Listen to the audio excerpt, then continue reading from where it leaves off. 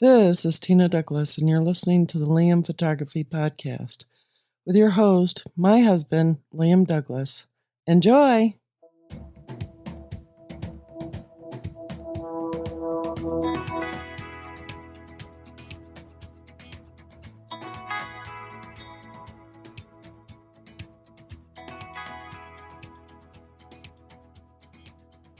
Welcome back to the show. Liam here, and this is episode 480 for the week of November 13th, 2025.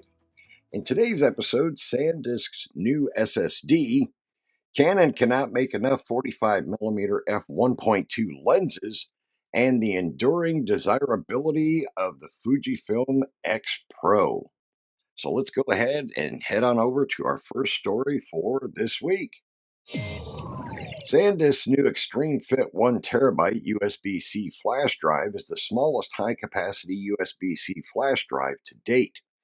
The Extreme Fit is so small that SanDisk calls it a plug-and-stay drive, meaning that users can keep it semi-permanently attached to their device.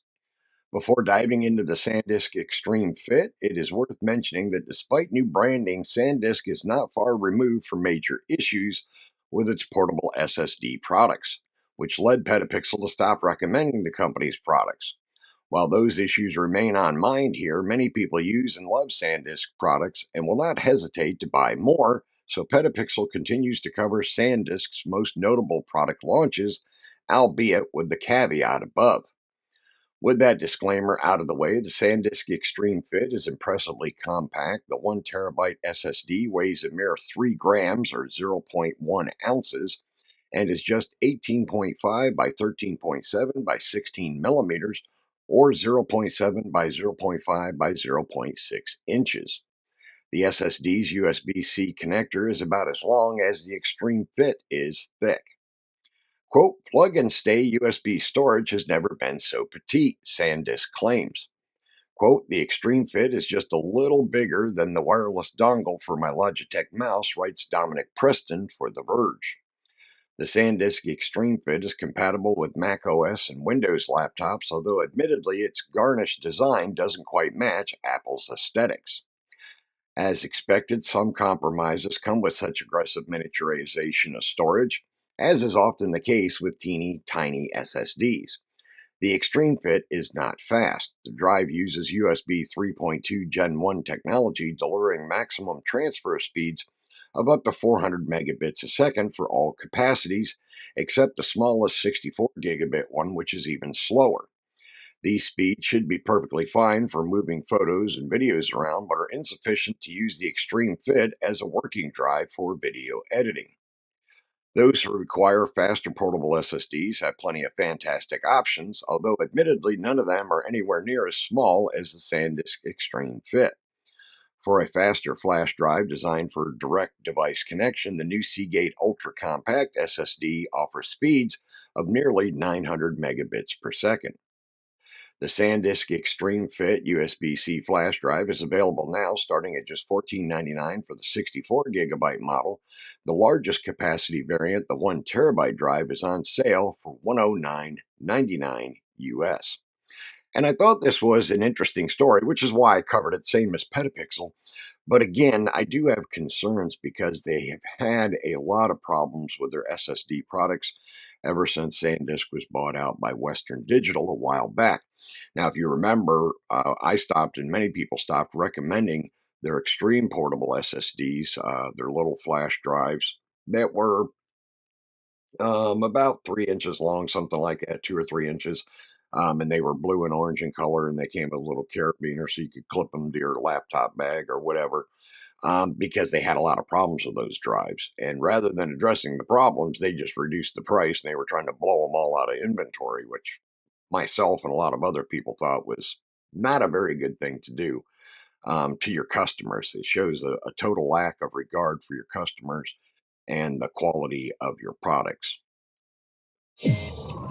The new $459 Canon RF 45mm f1.2 STM lens is already proving too popular ahead of its December release.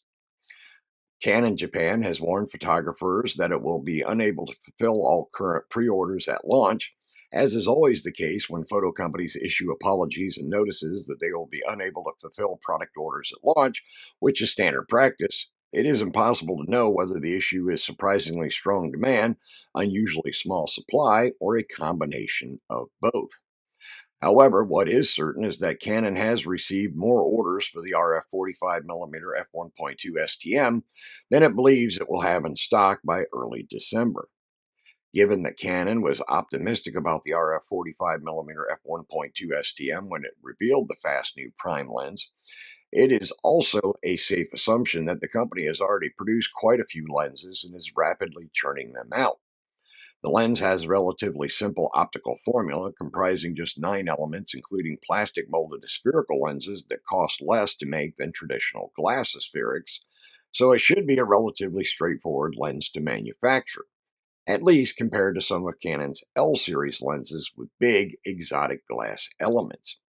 It is also not surprising that photographers are excited about the RF45 1.2 STM.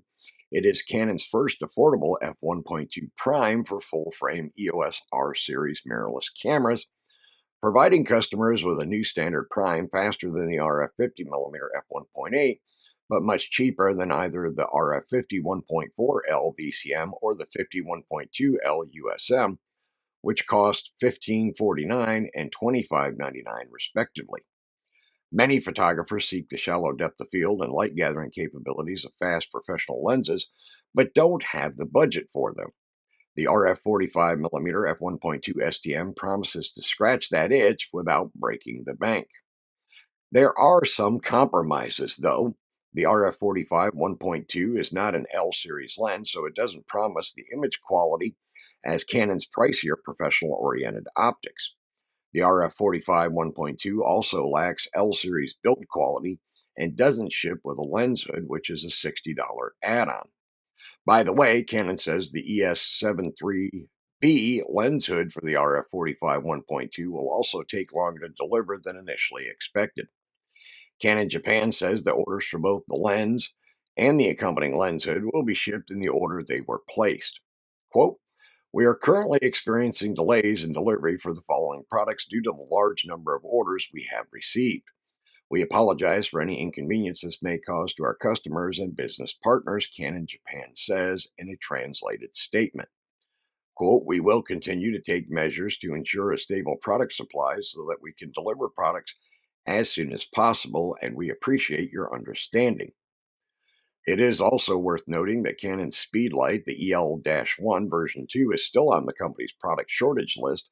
The EL-1 version 2 was announced way back in July and replaces the original EL-1 released in 2021 that photographers complained about being out of stock for over a year back in 2024. Canon has an EL-1 Speedlight supply issue that seemingly hasn't been fully resolved by the new version. Photographers in the US can at least get their hands on the EL-1 version 2 right now, even if those in Japan are out of luck. Speaking of the US, the new Canon RF45 1.2 STM remains available for pre-order through B&H, and the retailer offers no indications of shortages at this time.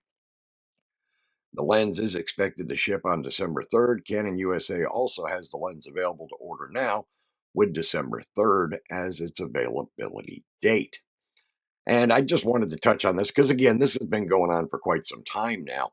Um, Camera sales and lens sales may not be as robust as they were in the DSLR days, but they are rebounding in the mirrorless era.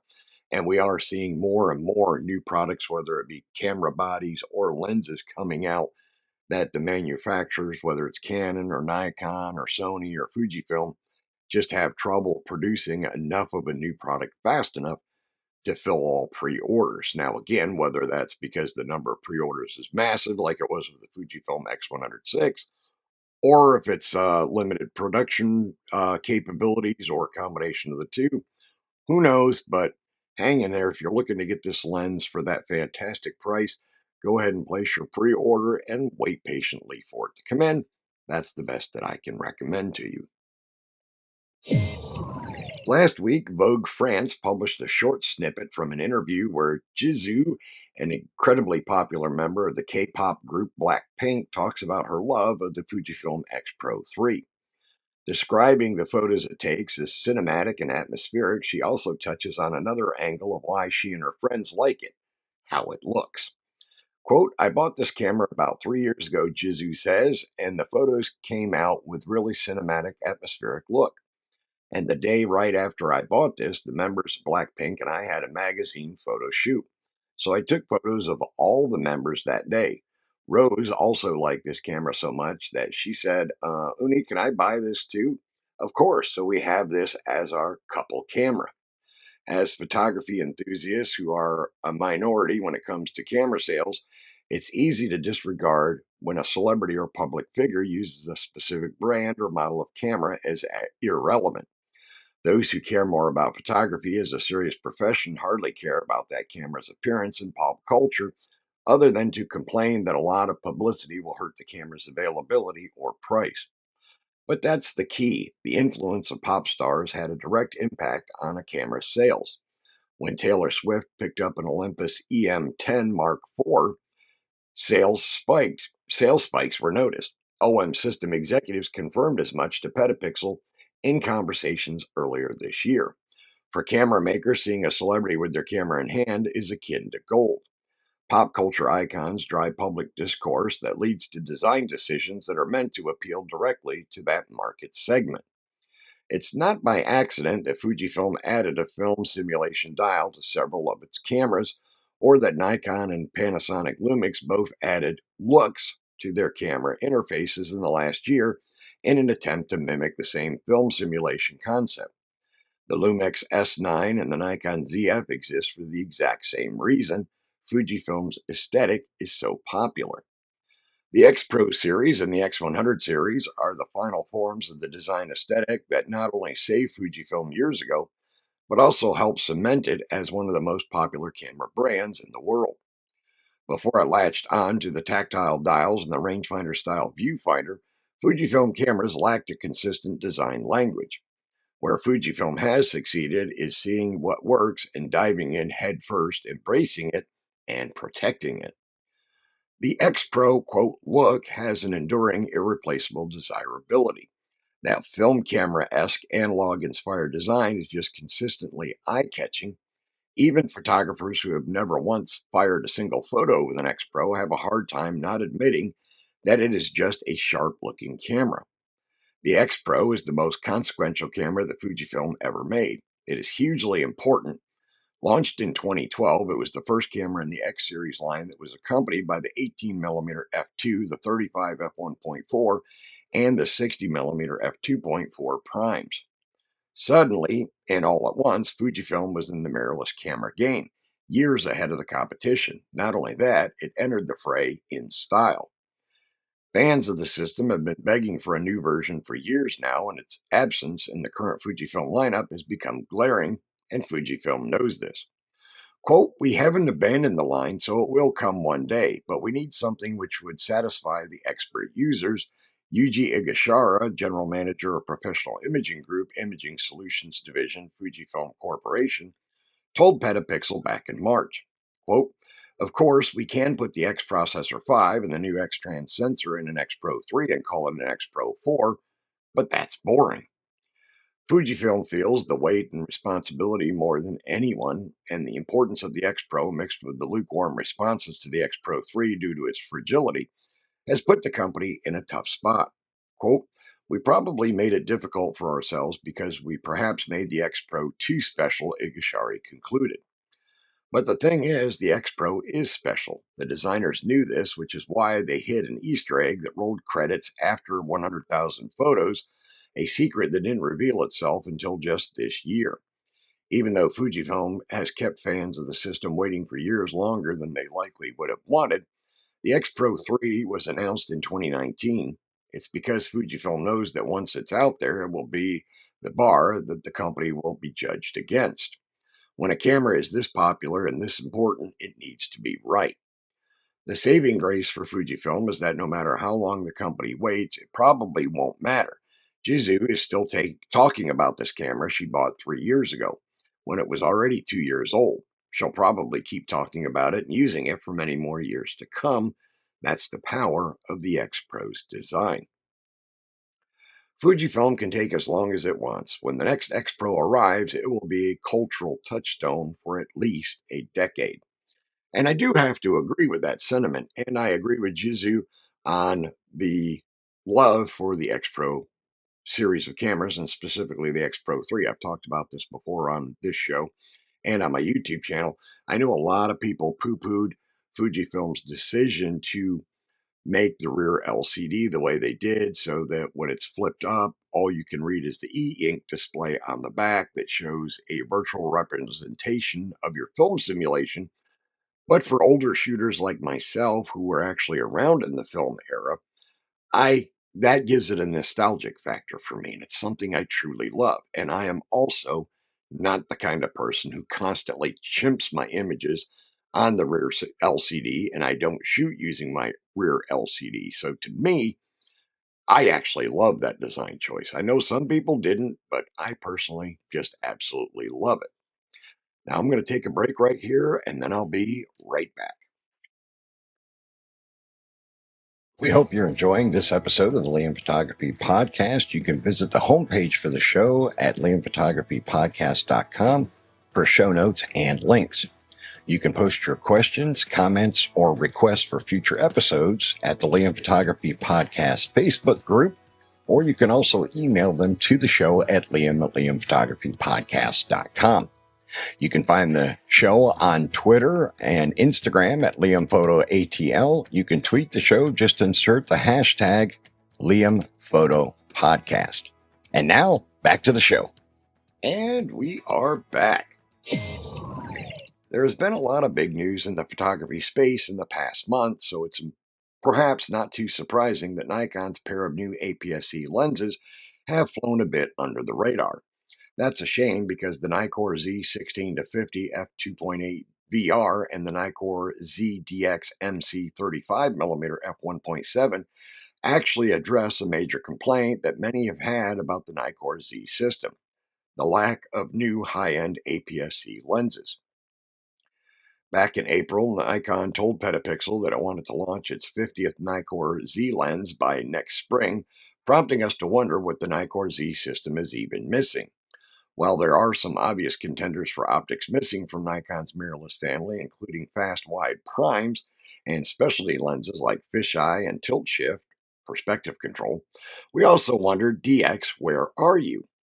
Quote, the Nikkor Z system has only a few APS-C lenses, all, quote, kit lenses, and all in one zooms, except for the Nikkor Z DX 24mm f1.7. There's nothing wrong with Nikon's current DX Nikkor Z lenses, and there's no question that the overall photography market has shifted, reducing the relative popularity of APS-C cameras within the primarily full-frame Nikon Z system, I wrote back in April.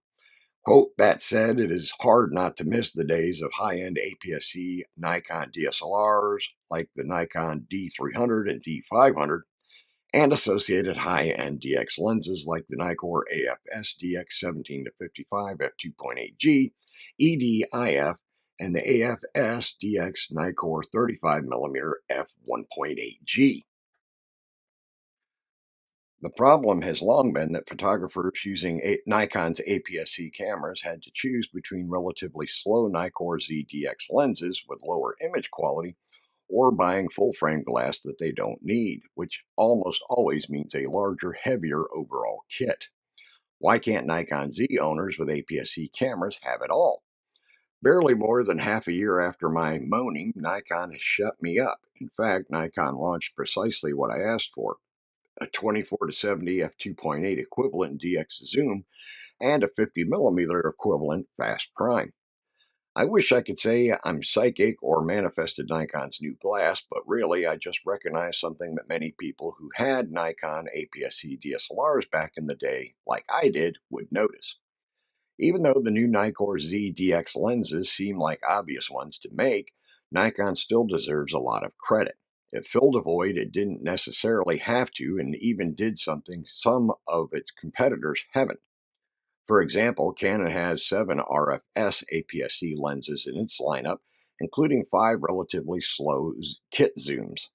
The zoom range from the widest, the RFS 10 to 18mm f4.5 to 6.3 ISSTM to the telephoto RFS 55 to 210 f5 to 7.1 ISSTM. Given that Canon begrudgingly opened its RF system to third-party lenses with autofocus, but only for APS-C bodies, it seems the company has relatively little interest in filling the fast APS-C lens gap itself. Canon does have a distinct set of RFS lenses on offer, though the RFS 7.8mm f4 STM dual and the RFS 3.9mm f3.5 STM dual fisheye lenses for VR content creation. Sony, which has about 80 first party E mount lenses and the best third party lens support of any company, has equivalent lenses to Nikon's new pair, the E16 to 55 f2.8G and the E35mm f1.8 OSS. But Sony has the advantage of having been committed to mirrorless for well over a decade and having quite a few APS-C cameras in its system, including some very good ones. Will Nikon's pair of new Nikkor ZDX lenses move the needle for all Nikon photographers? No, surely not. However, that doesn't mean that DX glass should be ignored, as it had been until just last month. Since Nikon launched its first APS-C Z camera, the Z50, back in 2019, Nikon has righted a wrong here, and the company deserves kudos for it. Newer cameras like the Nikon Z52 and the ZFC are fantastic for beginner and enthusiast photographers, and now people who have them can use great, uncompromising APS-C glass. And I thought this was a great story to include this week precisely for the reason that Nikon had been lacking in their APS-C glass as far as having quality glass for those APS-C bodies, and it's good to see that they are starting to fill in that particular segment of their lens lineup. Now, again, like this author was saying a moment ago, it doesn't seem that Canon has too much interest in doing the same in their RF lineup, because the APS-C autofocus lenses are the only ones they allow third-party makers to manufacture. If you want to make full frame R lenses as a third-party manufacturer, they can be manual only, which I think is silly on Canon's part, but that's Canon. They're going to do what they want to do, and there's not much we can do about it but put up with it or switch to a different system. Insta360 has announced a bunch of products and bundles for its Leica co-engineered Ace Pro 2 action camera, including new lenses, a grip, additional Leica color profiles, and a wild portable pocket printer that makes the Ace Pro 2 the world's first action camera turned instant camera. Quote, with help from Leica, we've redefined the action camera. It's no longer just for capturing thrilling action sports. It has become a creative tool for serious photography, says Max Richter, Insta360's co-founder and VP of marketing. Over the past 5 years, Insta360's partnership with Leica has expanded alongside a global community of creators, from street bloggers to adventure filmmakers. Insta360 says that users of the Ace Pro 2 have leveraged the system's Leica optics and color science to turn everyday moments into cinematic stories. The new Ace Pro 2 videography bundles extend that collaboration further, introducing new accessories, lenses, and firmware updates developed with direct feedback from creators. Each kit provides professional grade control, enhanced Leica color profiles, and streamlined workflows for shooting, editing, and sharing content. The Flash Print Bundle, available for $580, targets creators who value instant, playful content creation. Alongside the Ace Pro 2 and the Explorer Grip Pro kit, it includes the new Pocket Printer, which Insta360 says is the first portable printer made for an action camera, allowing users to print stills directly from the camera or companion app. A flip screen hood and leather case complete this setup, combining Leica imaging with instant sharing. Quote, designed for trendsetters, young creators, and students, this bundle offers playful instant content creation and social sharing. Central to the experience is the first pocket printer created specifically for action cameras, making it ideal for fans looking for interactive new ways to express themselves, Insta360 says. The Explorer Pro bundle, a US exclusive priced at $519, is designed for creators who need fast handheld control. It includes the Insta360 Ace Pro 2 dual battery and the upgraded Explorer Grip Pro kit, which offers tactile slide zoom, quick exposure control, and an integrated battery for extended shooting. With Leica's Samaritt lens, dual AI chip, and flow state stabilization, the setup promises to deliver high quality imagery in a portable form factor suitable for street photography, blogging, and travel filmmaking. Quote, the Explorer Pro bundle is crafted for photography and videography enthusiasts, urban travelers, and adventure seekers who want creativity and convenience on the go. By enhancing handheld controls and enabling on the go charging, Insta360 Ace Pro 2 becomes the ideal companion for street photography, blogging, and everyday moments, Insta360 says. The Videography Bundle Limited Edition, priced at $605, emphasizes style and simplicity. Packaged in a custom box, it includes the Ace Pro 2 Explorer Grip Pro kit, flip screen hood, and a cinematic lens designed to achieve a film-like aesthetic directly in camera. Its curated simplicity appeals to filmmakers seeking distinct visual character without carrying multiple lenses. Quote, presented in a custom designed box, this bundle blends exclusivity, collectivity, and professional appeal. The cinematic lens delivers a film-like look straight from the camera, perfect for creators seeking a distinct style and mood. A thoughtfully curated setup with one lens keeps the kit simple and expressive, meeting core creative needs without sacrificing portability, Insta360 says. At the top of the range, the Ultimate Videography Bundle retails for $740 and includes the Ace Pro 2 Explorer Grip Pro kit, the flip screen hood, and 3 premium lenses, cinematic close-up and ultra-wide, offering full creative flexibility for diverse shooting environments. Quote, this bundle features a suite of 3 premium lenses that elevate the creative possibilities of this portable and versatile action camera. Each lens is carefully crafted to enhance a different shooting style, giving you the flexibility to switch seamlessly between street photography, vivid portraits, and sweeping landscapes or detailed macro shots. With support from Leica expertise and advanced color profiles, this bundle encourages you to explore fresh perspectives, achieve cinematic results, and unlock new storytelling dimensions in every scenario, Insta360 says.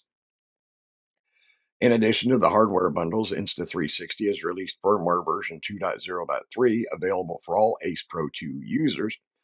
The update introduces 2 new Leica color profiles, Leica Eternal and Leica Black and White High Contrast, alongside the existing Leica Natural and Leica Vivid options. New in-camera film filters, including retro neon and vintage vacation, aim to let creators achieve stylized results without requiring tedious post-production grading. Insta360's new Ace Pro 2 bundles are available now with the Explorer Pro bundle kit for $519, the Flash Print bundle at $580, Videography Bundle Limited Edition at $605, and the Ultimate Videography Bundle at $740.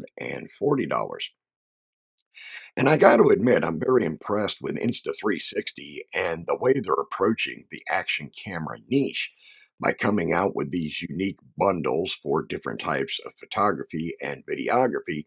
They're making their Ace Pro 2 popular with with a lot larger segment of the photography and videography market. So kudos to them for thinking ahead and outside the box with those new bundles.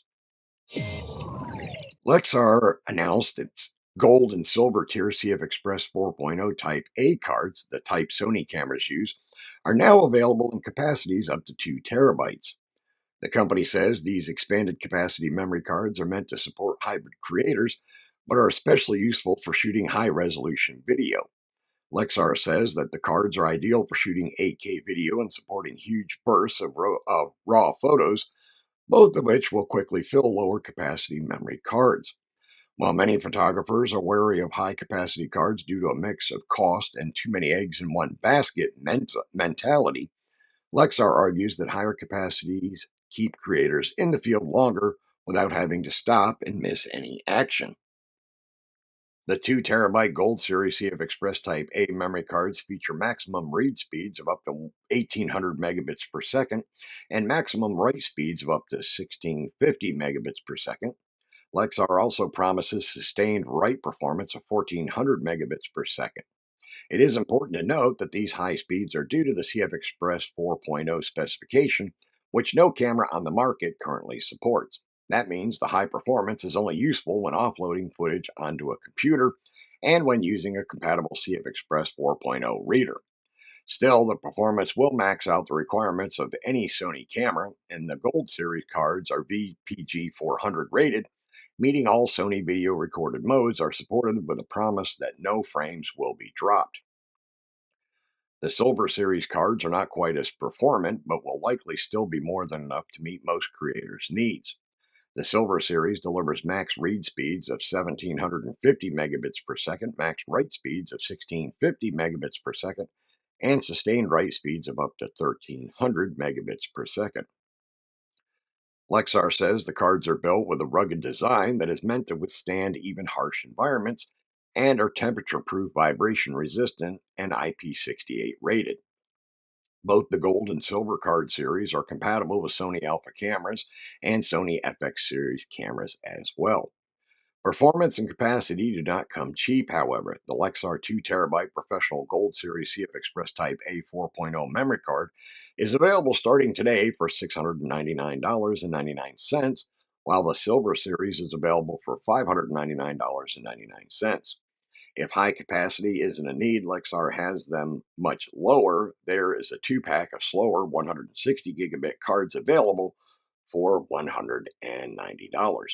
And I thought this was a great story to touch on because, we're always constantly looking for higher capacity memory cards, especially when you take into consideration that so many people are shooting video content in 4K and 8K and all these other crazy Ks and all of that stuff. And a lot of people, like me, when you go out in the field and you're even doing stills photography, you might be out there all day long. During the warmer months of the year, you might be out in the field for 12, 16, 18 hours just shooting stills of wildlife or hiking and doing landscape photography or something like that. And it is good to know that you can have a CF Express Type A card that's going to have more than enough capacity to carry you through a long day of shooting, such as something like that. Remember to check out the Liam Photography Podcast Facebook group. It is a private group, and you must answer a security question to join, which is the name of the host of the show, myself, Liam.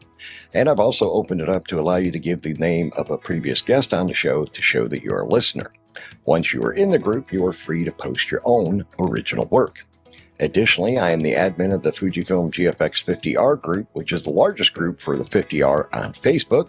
If you own or plan to own the 50R, you can request to join that group. You can find my work at liamphotography.net and follow me on Instagram, Facebook, and Twitter at liamphotoatl. If you like abandoned buildings and history, you can find my project at forgottenpiecesofgeorgia.com.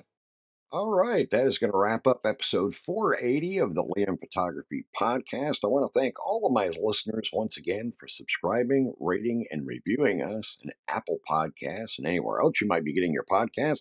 If you're not currently a subscriber, why not? It doesn't cost you anything but a second of your time to smash that subscribe button, so go ahead and do it now, please, as well as share the show out with your photography and videography friends and tech nerds on social media and elsewhere, and ask them to give it a subscribe and listen as well. Also wanted to remind you to stop by the Liam Photography YouTube channel, subscribe to the channel, turn on all notifications, make sure you check out my latest videos. I have the 2025 Steel Horse Strangers Motorcycle Club Toy Run video that I posted last weekend. I actually followed them along on my Ninja and shot video using my Ace Pro 2 on a windshield mount and posted that to my YouTube channel, as well as shared it out to their Facebook group, and they greatly appreciated it.